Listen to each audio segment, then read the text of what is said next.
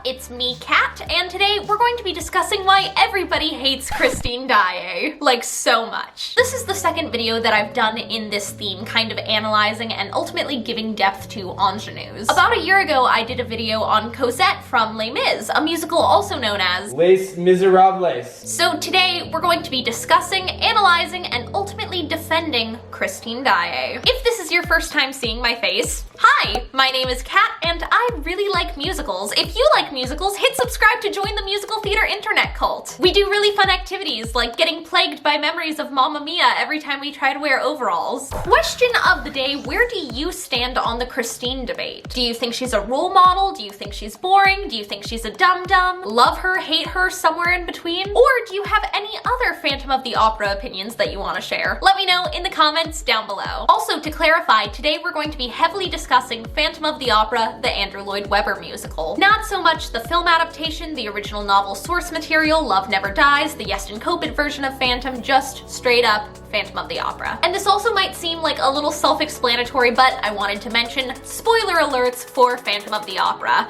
I know that it's not like a new show, but it might be new to someone watching right now, so wanted to put it out there. So let's go ahead and take a moment to break down why I'm so protective of Christine. Phantom of the Opera is what got me into musical theater. I remember being a child and finding my mom's 2-disc CD set of the original cast recording from the 80s, and I listened to it and I was obsessed. My childhood fish tank growing up was Phantom of the Opera themed. I don't really know how a fish tank can be Phantom of the Opera themed, but it was. Phantom was the first musical I ever saw on Broadway, and at intermission I turned to my mom and I said, "That's what I want to do." And the rest is history. So as I started doing theater and I met more musical fans, I noticed this recurring theme of people just kind of constantly on Christine. Like, absolutely on her. I distinctly remember one time, right after I got cast as Christine, I was at rehearsal for another project I was working on, and I'm making small talk with this guy, and it comes up in conversation that I'm gonna do Phantom, and he goes, "Oh well, congrats, but also just so you know, Christine is like super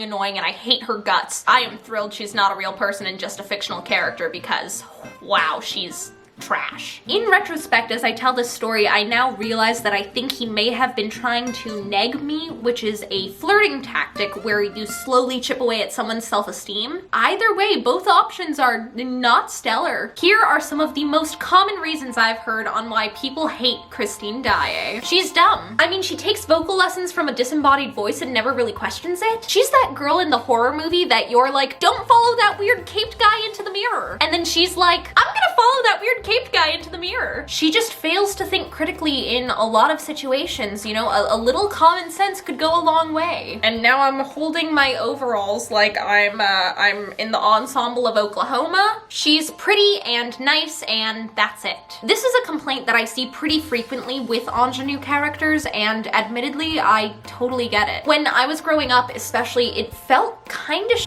to see these ingenues just like get the world handed to them just because they're pretty. Like, it doesn't matter how funny you are, how intelligent you are, how driven, how resilient. The thing the tenor always sings about is how pretty the girl is. At least for me, when I was really young, I had this constant feeling like I wasn't good enough or I wasn't pretty enough to be worthy of romantic love. So I always had this like horrible internalized competition with other women, with me always feeling like I wasn't enough. And that's such an insidious, horrible standard that we have for girls and women, that we're constantly pitting them against each other to like be prettier than someone else and you need to take her down. But that's so false. Just because another girl is pretty doesn't make you less pretty. And in addition to that, it's so important to be smart and driven and resilient and a good friend and every other awesome quality that women can have aside from their looks. But I digress. What was I talking about? Christine is a damsel in distress. The only way that she like kind of saves the day is by making out. Literally, that is the resolution of the show. That is her contribution. The only way that she can like solve this problem is by kissing the ugly dude. Wow, what a sacrifice. A hot girl kisses a not hot guy. Wild. She waffles between two guys. The sexy, mysterious Phantom is obsessed with her. Captain of the football team Raoul wants to marry her. She's just like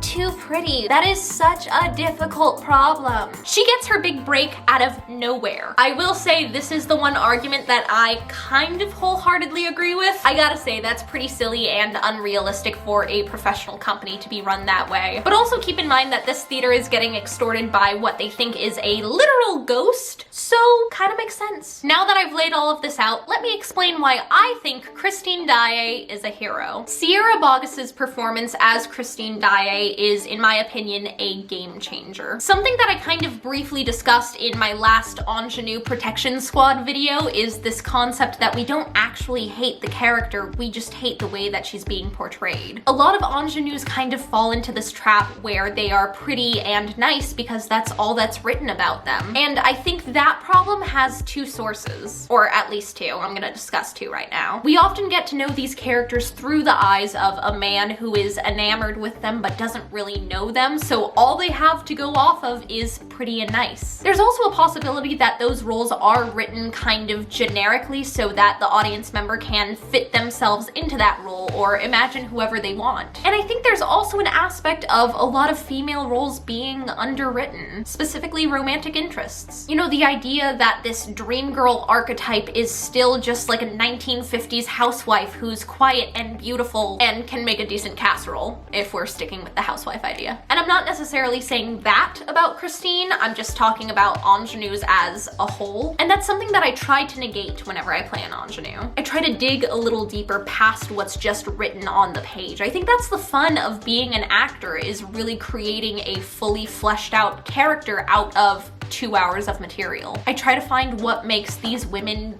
real, and I think that's what Sierra does so exceptionally well. I feel like Sierra's performance was at least the first time I was able to see all of these layers to Christine. She's not just nice, she's empathetic and nostalgic and romantic and sentimental. She's not dumb, she's naive. Christine is a literal teenager who has led a very sheltered life. One of my favorite anecdotes about her actually comes from the book. I'm totally paraphrasing this, but there's a passage that talks about Christine being a child running through the forest and she sees these fairies. And it turns out that the fairies aren't actually fairies, they were just fireflies, and Christine is nearsighted and needs glasses. I think that's such a telling example of how trusting she is and how quick she is to believe in the good and the magic and the more of something, if that makes sense. She's also really complicated and really strong, and I think we see that a lot in Wishing You Were Somehow Here Again. I think what's so telling about her is that she doesn't ask for her father to come back and solve her problems for her. She asks for the strength to cope with them, to cope with loss. She asks for the strength to save herself. Talk about character development! Because there are definitely some qualities to her being a damsel in this show, and I think that's such a cool turning point that she decides she's going to be the hero. Another thing worth noting is that there's only like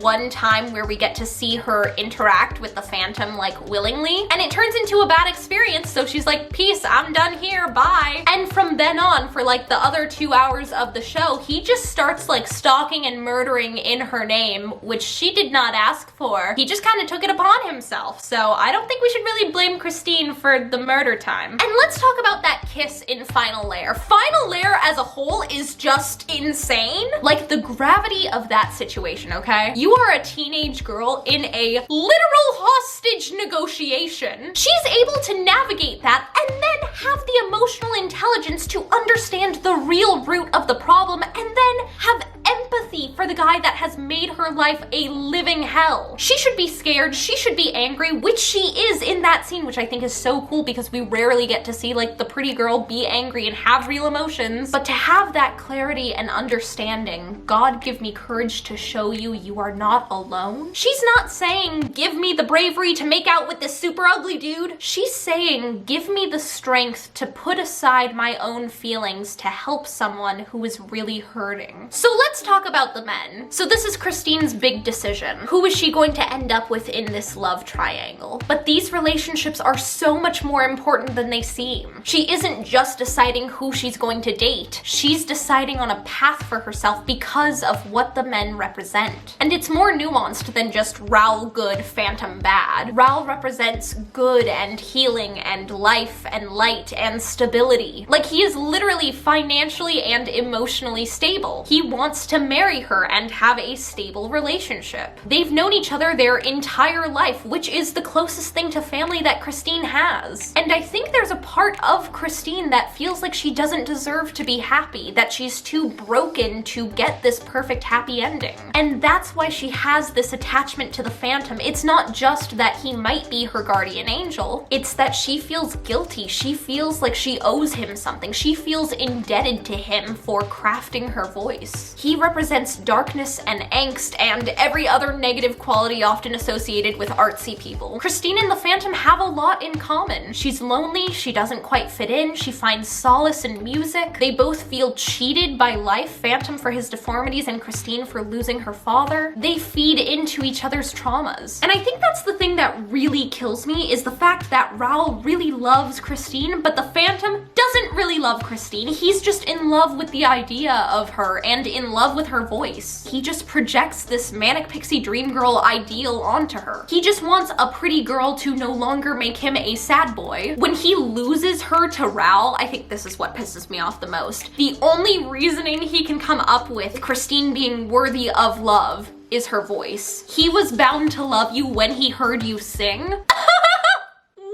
And then that reinforces the idea back to Christine that she inherently doesn't have a lot of worth, that she thinks all she's good for is her voice and making some sad sewer man happy. And that was a tangent literally no one asked for. So where I'm going with this, Raoul represents the future, healing, finding new love, saying goodbye, and the Phantom represents staying in your trauma and being defined by it and letting it take over your life. Pulling yourself out of a bad situation or a harmful mindset or finding the courage to grow is one of the scariest, hardest, and bravest things you can do. When Christine chooses Raoul, that was the first step in choosing to save herself. I could go on and on about this topic for literal hours. I had whole other sections of the video breaking down why exactly Phantom is such a trash boy. We shouldn't be angry at Christine for being naive. We should be angry at the Phantom for exploiting and taking advantage of her naivete. Why Raoul needs to be protected. When Raoul proposes, he makes sure to emphasize that he wants to give Christine her freedom. He doesn't want her to feel trapped. When the Phantom proposes, he literally kidnaps her into a sewer. But I think I've yelled about musical theater enough on the internet for one day. If you liked this video, go ahead and give it a big thumbs up. It really helps me out and I'd really appreciate it. Again, if you're new here, hit subscribe. Join the musical theater internet cult. You can also check out my vlog channel or my gaming channel. Also, again, let me know your opinions on Phantom of the Opera, Christine, love triangle, really anything. I love Phantom, so I'm down to geek out. Hit me up in the comments below. I hope you guys are having a great day. I love you so, so much. Break a leg, and I'll see you guys next time. Bye!